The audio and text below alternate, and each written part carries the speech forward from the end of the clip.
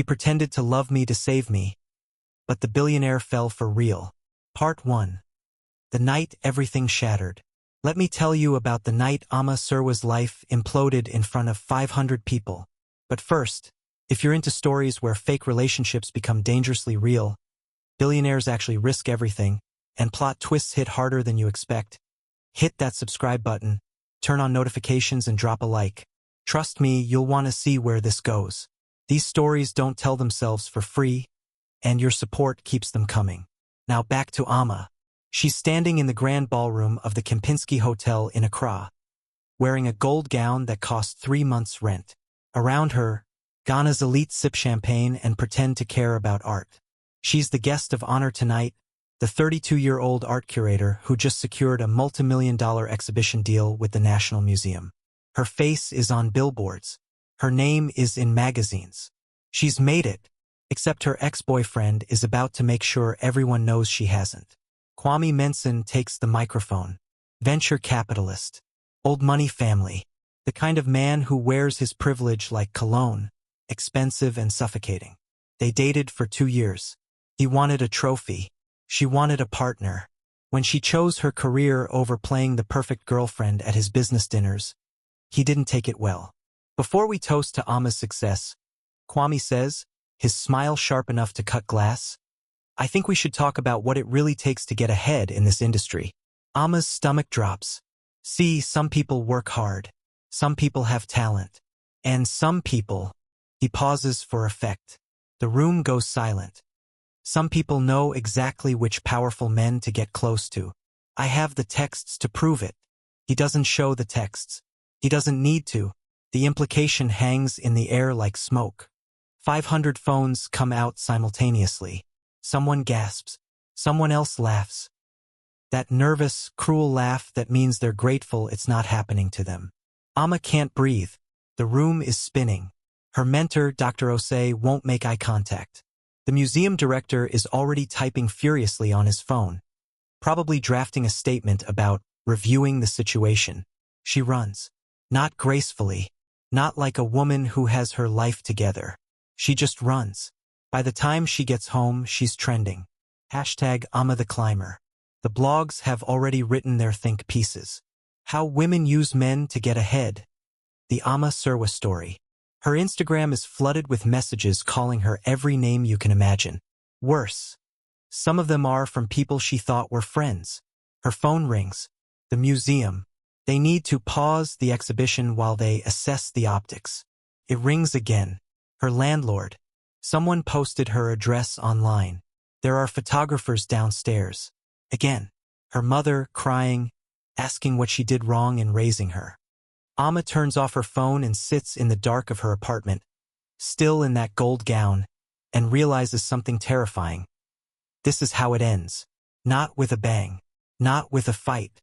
Just with whispers and screenshots and the slow, public execution of everything she built. She doesn't cry. She's too numb for that. The crying comes later, at 3 a.m., when she finally accepts that by morning, Ama Surwa, the art curator, will be gone.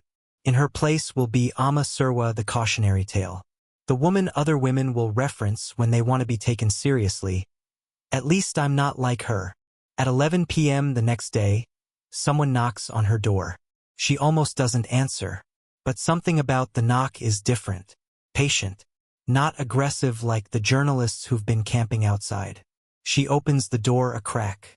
The man standing there is tall, dark-skinned, with the kind of face that suggests he's never had to smile to get what he wants. He's wearing a simple black shirt and slacks, but the watch on his wrist costs more than her car. Ama Surwa? His voice is deep, calm, with a Nigerian accent smoothing out the edges of her name. Who's asking? Obinna Dike. She knows that name. Everyone knows that name. Obinna Dike doesn't do interviews, doesn't attend events. Forbes estimates his worth at $2.3 billion, but that's just what they can trace. He owns tech companies, real estate across 3 continents, and apparently several politicians. The man is a ghost who happens to move markets. What do you want? To make you an offer you'll think is insane, he says. Can I come in? Part 2. The deal. Amma lets him in because what does she have to lose at this point? Her reputation is already destroyed. If a mysterious billionaire wants to add possibly murdered by stranger to her Wikipedia page, at least it'll be interesting.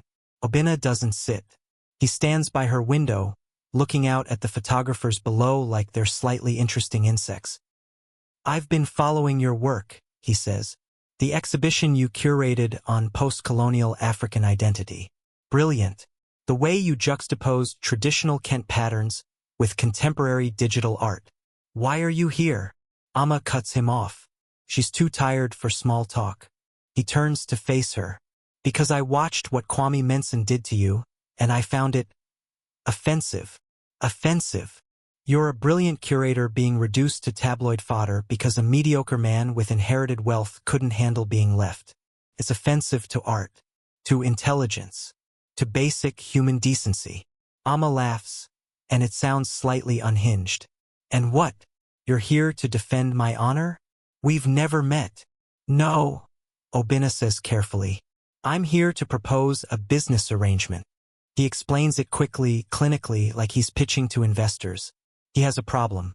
His company is going public next quarter, and his investors think he's too detached, too cold, too unmarketable. They want a human face on the brand. They want to see him at events, in relationships, living life like normal billionaires who pretend to be relatable. I've avoided this for 20 years, he says. I built my empire by being invisible. But now visibility is required, and I find the prospect of genuine dating to be inefficient and emotionally hazardous. So you want a fake girlfriend? I want a partner in a mutually beneficial arrangement. You need your reputation restored. I need a public presence. We date publicly for 12 months. Attend events. Be photographed. Sell the story. By the end, you'll have your credibility back. I'll have my IPO. And we both walk away with what we need. Amma stares at him. You're insane. Possibly. But I'm also offering you $500,000 for the year, full legal protection from Kwame and his associates, a restored reputation, and your choice of any position at any of my company's cultural foundations when this ends. Oh, and I'll personally fund your National Museum exhibition. The number hits her like cold water. $500,000. More money than she'd make in 5 years. Maybe 10. Why me? She asks. You could hire any actress, any model. Because you're real, Obinna interrupts. Your passion for art is genuine. Your intelligence is obvious. When we're photographed together, it won't look like I hired someone. It'll look like I found someone worth being seen with. That's what sells. This is crazy. Yes.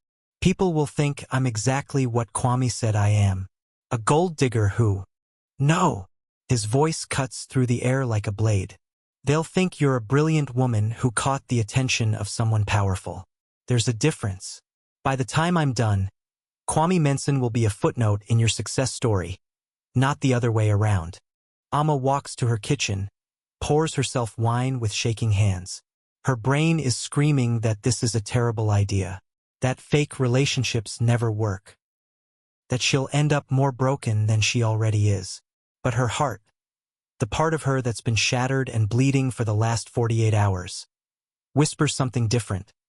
What if this is how you take back your life? There'd be a contract, she says slowly. Legal, airtight, defining boundaries. Of course. No actual intimacy. This is business. Agreed. And when it ends clean. No drama, no mess. That's the plan. Amma drains her wine. Looks at this stranger who's offering her an escape route wrapped in insanity. 12 months, she says. 12 months. When do we start?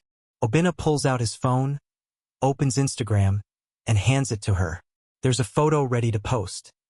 The two of them, taken through her window just moments ago by one of his security team stationed outside. In it, he's looking at her with something that almost resembles tenderness.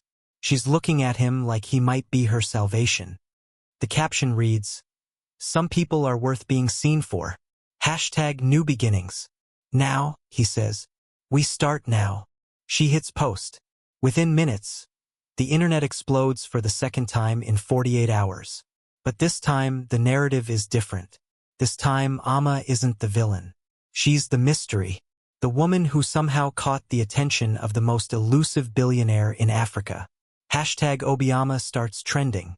And just like that, Ama Serwa steps into the most dangerous role of her life, pretending to love a man she doesn't know, for an audience that will devour them both if they figure out it's fake. Part 3. The performance. The first week is a masterclass in controlled chaos. Obina's team moves Ama into a penthouse in cantonments. Not his place, but close enough to be believable. They stage photos. Morning coffee on the balcony, sunset walks through Labadi Beach, her laughing at something he said at a gallery opening in Lagos. Every image is calculated. Every caption is crafted by a team of social media strategists who know exactly how to feed the algorithm. The internet eats it up. He flew her to Lagos on his private jet just for dinner. I'm sick. The way he looks at her in that gallery photo. Billionaires really do hit different. She went from cancelled to claimed in 72 hours. This is the plot twist of the century. Kwame tries to fight back.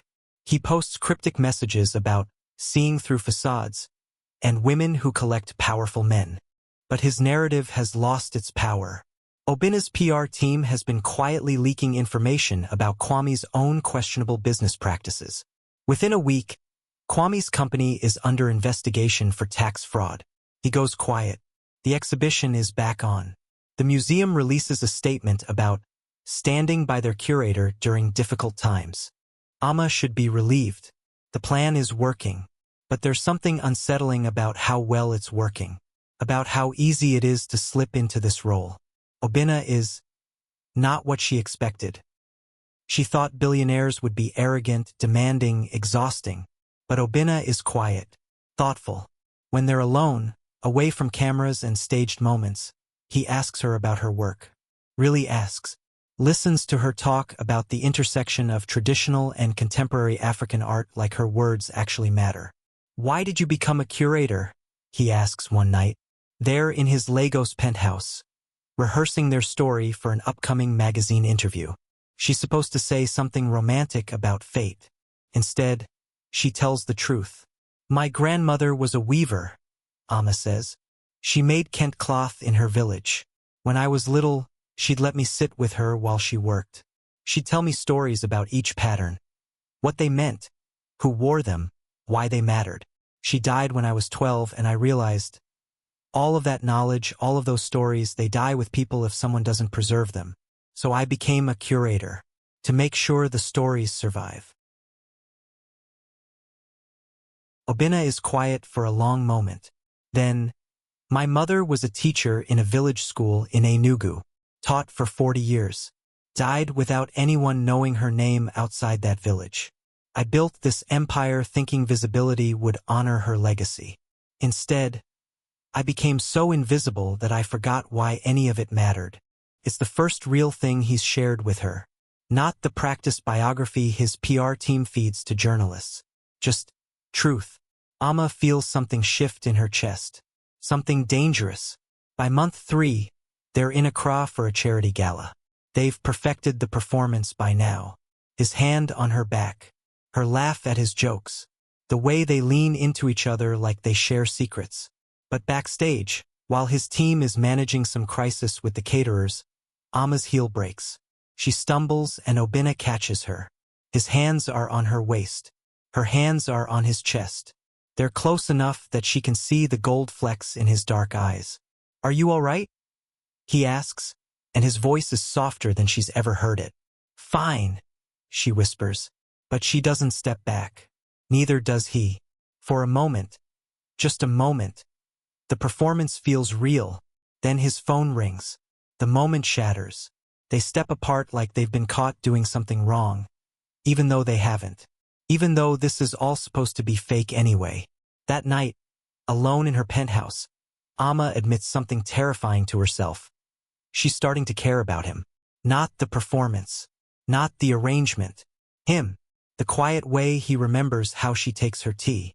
The fact that he funded a scholarship for art students in her grandmother's village without telling her. She only found out because one of the recipients thanked her publicly. The way he looks at her when he thinks she's not paying attention, like she's a puzzle he's trying to solve. This is bad. This is very bad. Because rule number 1 of fake dating is simple. Don't catch feelings for the person you're pretending to love.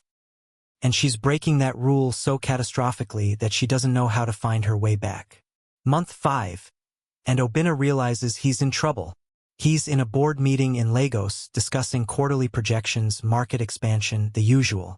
Someone makes a comment about leveraging the girlfriend narrative for the IPO.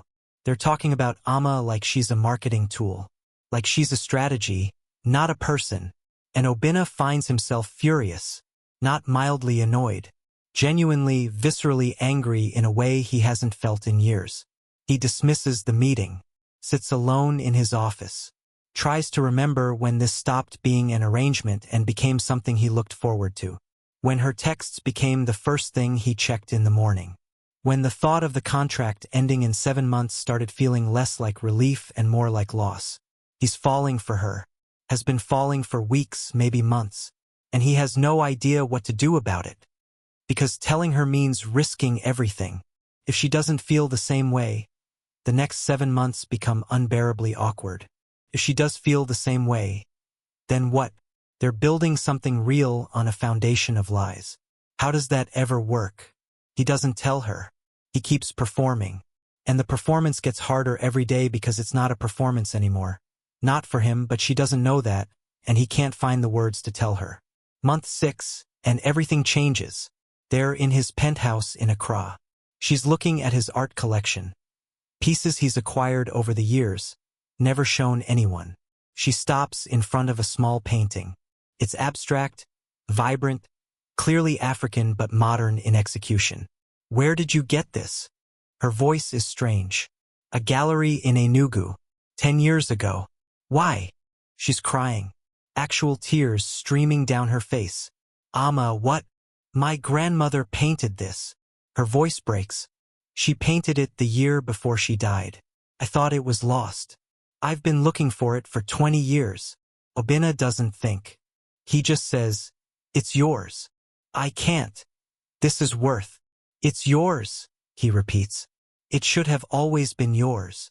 She looks at him, tears still falling, and something in her expression cracks open. Why are you so kind to me? Because you deserve kindness.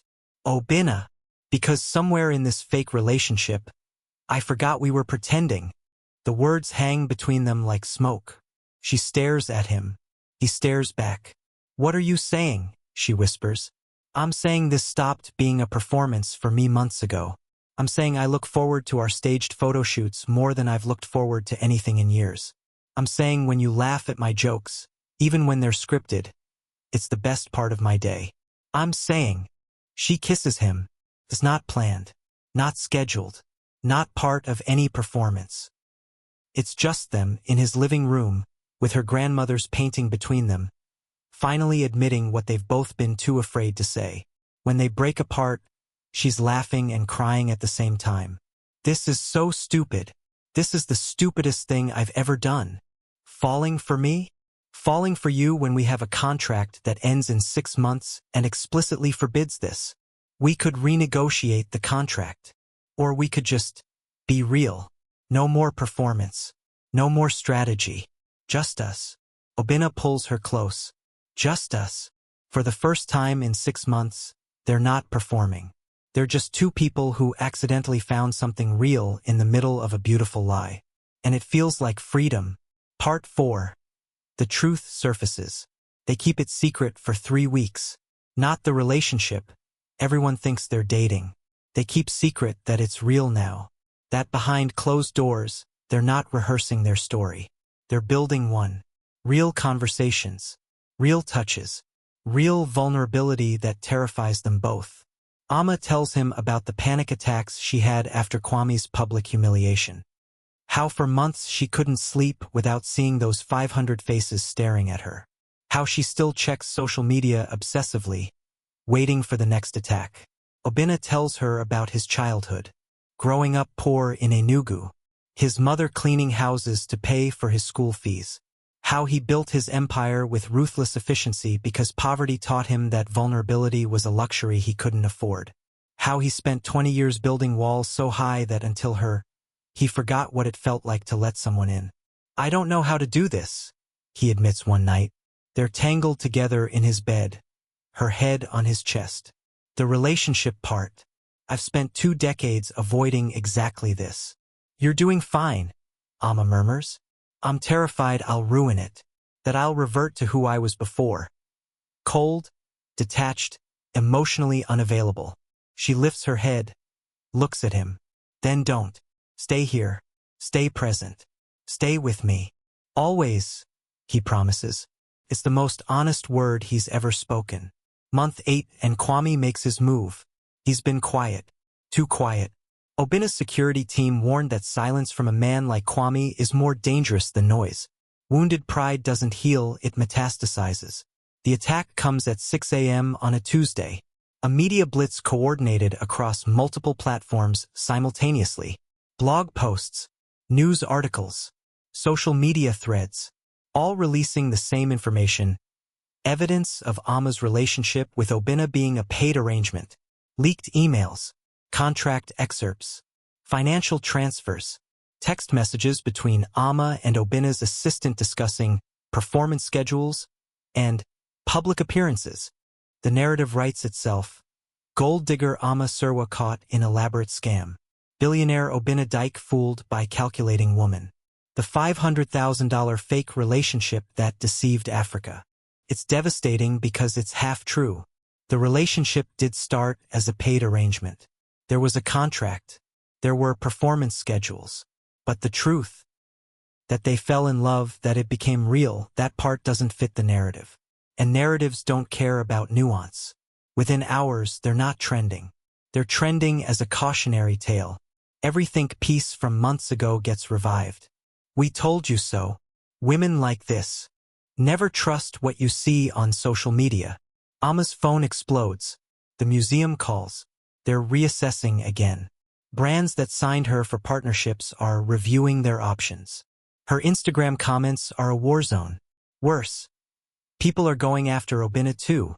Billionaire so desperate he had to buy a girlfriend. The loneliest man in Africa. His board is in crisis mode. His investors are panicking. The IPO, scheduled for next month, is in jeopardy. Amma sits in the penthouse, watching her life implode for the second time in 8 months, and realizes something crushing. She was always going to end here. Kwame didn't destroy her career the first time. He just delayed it. This was always how the story ended. Obina walks in. His face is stone. He's been on calls all morning with lawyers, PR teams, crisis managers. We need to talk, he says. Her heart drops. She knows what's coming. The rational play. The smart business move. Cut ties. Release a statement. She signed an NDA. He walks away clean. Go ahead, she says. Her voice is surprisingly steady. Tell me the plan. Obina sits across from her. Not next to her. Across. Like there's already distance between them. My team has prepared 2 responses, he says carefully. Option A. We confirm the arrangement was initially contractual but maintain that genuine feelings developed. It's technically true, positions us both as sympathetic, and might salvage the situation. What's option B? We deny everything. Claim the leaked documents are fabricated. Go on the offensive. Attack Kwame's credibility. Bury this in legal battles until people lose interest. What's option C? He looks at her. There is no option C. What if we tell the truth? Amma's voice is quiet. All of it. The contract. The arrangement. The fact that we fell in love. What if we just tell the truth? That's not a viable strategy. The truth makes us both look human. She stands, pacing. Flawed? Real? Obina, we've spent 8 months selling people a perfect love story. What if we give them something better? Something honest? The board will never approve. Fuck the board. The words explode out of her. I am so tired of performing, of calculating every word, every gesture, every photo. I'm tired of building my life around what other people think. If we're going down, let's at least go down telling the truth. Obinna is silent for a long moment. Then, if I tell the truth, I lose the IPO. Probably my board position. Possibly billions in valuation. I know. If you tell the truth, you confirm every terrible thing Kwame said about you. You'll be the woman who manipulated a billionaire. You'll never work in art again. I know. So why would we do that? Amma looks at him, really looks at him. At this man who saved her with a lie and then loved her with the truth. Because I don't want to be the woman who loved you for your money, she says quietly. I want to be the woman who loved you despite everything. And the only way anyone will ever know that is if we tell them. Part 5. The Confession. Obinna books the Kempinski Ballroom. The same venue where Kwame destroyed Amma 8 months ago. His team thinks he's insane. His lawyers beg him to reconsider. His board threatens to remove him. He does it anyway. He sends invitations to every major media outlet in Ghana and Nigeria. Schedules it for prime time. Pays for global live streaming. He's going to tell the truth to the world. Consequences be damned. But the night before the press conference, his mother calls. Obinna hasn't spoken to his family in months. They know about Amma from social media, but he's kept them at a distance, like he keeps everyone at a distance. His mother's voice is elderly, warm, speaking Igbo. Obinna, my son, I heard what you're planning to do tomorrow. Mama, you're going to risk everything for this woman. Your business, your reputation, everything you built. Yes. She's quiet for a moment. Then, good. Mama, you have spent your whole life building walls, Obinna. Since your father left. Since we had nothing. You decided being rich meant being alone. Being safe meant being untouchable. But what good is all that money if you're lonely? What good is all that power if you're afraid to use it for something that matters? His throat tightens. What if I lose everything? You won't lose everything. You'll lose money. But money grows back. Love doesn't. Your Amma, does she love you? Yes. And you love her? More than I thought I could love anything. Then what are you protecting? Your pride? Your reputation? Obinna, when I die, no one will remember how much money you had. They'll remember if you loved well. If you fought for what mattered. Risk everything, my son. That's the only way to live. He cries. For the first time in 20 years, Obinna Dike cries. And his mother stays on the phone, humming the songs she sang when he was small, until he's ready to be brave. The Kempinski Ballroom is packed. Every camera in West Africa is pointed at the stage. Social media is in a frenzy. Some people think Obinna is going to propose. Others think he's going to expose Amma further. No one knows what's coming. Amma stands backstage, wearing the same gold gown from 8 months ago. Obinna insisted. We started this story there, he said. We'll end it there too. Obinna takes the stage alone. The room goes silent. Thank you for coming, he begins. His voice is steady. I'm Obinna Dike, and I'm here to tell you the truth about my relationship with Amma Serwa. All of it. The cameras lean in. 8 months ago, I walked into Amma's apartment and offered her $500,000 to pretend to be my girlfriend. I needed a public image. She needed protection from a man who had weaponized her private life. We signed a contract. We created a performance. Everything you've seen over the last 8 months started as a business arrangement. The room erupts. Journalists shouting questions. Cameras flashing. He holds up his hand for silence. So yes, Kwame Mensah was right. This began as a transaction. But what he doesn't know, what no one knows, is what happened after. He pauses, takes a breath. I fell in love with her. The room goes silent again. Somewhere between the staged photos and the scripted appearances, I fell in love with her intelligence, her passion, her resilience, the way she talks about art like it's sacred, the way she rebuilt herself after being torn down. I fell in love with the woman who teaches me that vulnerability isn't weakness. It's courage. His voice cracks slightly. I've spent my entire life building an empire to prove I was worth something. But Amma taught me that I was already worth something. That being seen isn't dangerous. That love isn't a transaction. It's the only thing that actually matters. He looks directly at one camera. So yes, I paid her $500,000. And it was the best investment I ever made because it brought her into my life. But what we have now, that's not bought. That's not fake.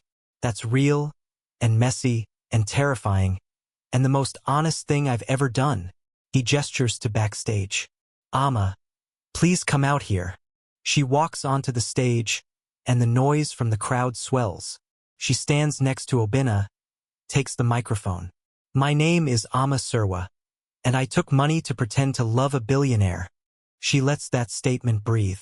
I took it because I was desperate, because a powerful man destroyed my reputation and I needed an equally powerful man to restore it, because I was tired of being a victim.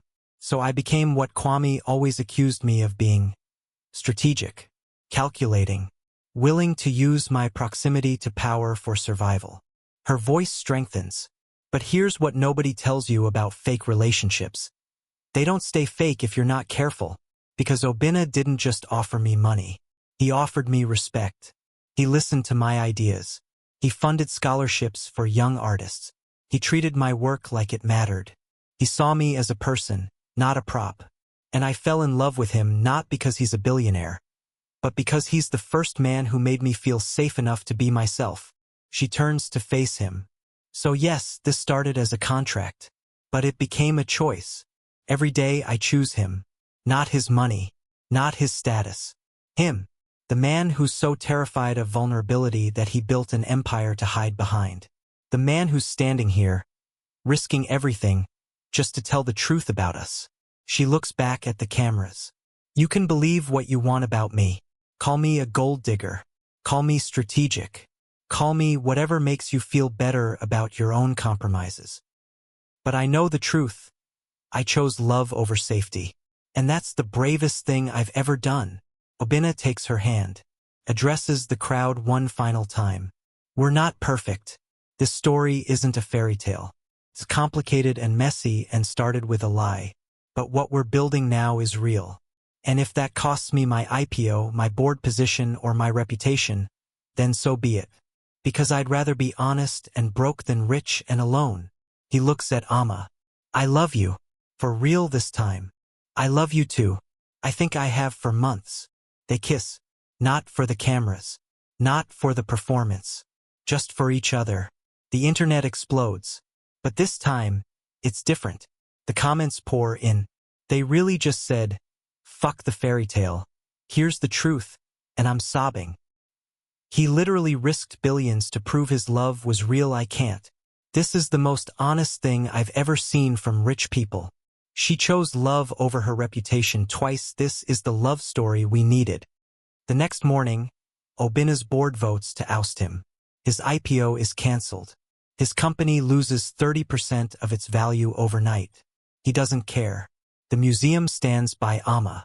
Her exhibition opens to record crowds. Forbes runs a feature. The curator who taught a billionaire how to love. Kwame's company files for bankruptcy 3 months later. His fraud investigation expands. He becomes the cautionary tale. 1 year later, Obinna and Ama get married in her grandmother's village in Ghana. Small, private, just family. No cameras. No performance. Just truth. At the reception, Obinna's mother takes Ama's hand. Thank you, she says in Igbo. For what? For teaching my son that love is worth risking everything. That being rich isn't the same as being whole. Ama smiles. He taught me the same thing, because that's the thing about falling in love by accident. You don't plan for it. You don't strategize it. You just wake up one day and realize the person standing next to you became home. And everything you thought you were protecting, your pride, your reputation, your carefully constructed walls, none of it matters compared to that. Obinna and Ama lost their perfect image. They gained something better. The truth. And in a world built on performances, that's the most revolutionary thing you can do. If the story hit you in the feels, drop a comment about which part got you most. Was it the grandmother's painting? The mother's phone call? The press conference? Let me know. And if you want more stories about love that starts fake and becomes dangerously real, subscribe. These endings don't write themselves. See you in the next one. Stay brave.